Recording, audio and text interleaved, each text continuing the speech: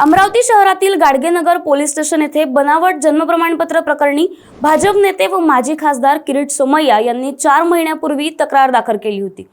याच संदर्भात सोमय्या पुन्हा अमरावती दौऱ्यावर आले।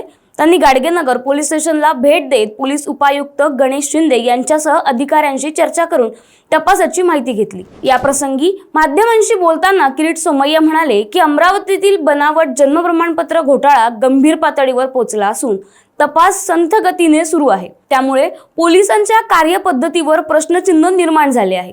त्यांनी पुढे सांगितले की राज्यातील तब्बल 50,000 बनावट जन्म प्रमाणपत्र मुख्यमंत्री देवेंद्र फडणवीस यांनी रद्द केली असून या घोटाळ्यातील दोषींवर कठोर कारवाई आवश्यक आहे। सोमय्या यांनी स्पष्ट केले की बनावट जन्म प्रमाणपत्राच्या आधारे जात प्रमाणपत्र मिळवून मोठ्या प्रमाणावर गैरव्यवहार झाला आहे।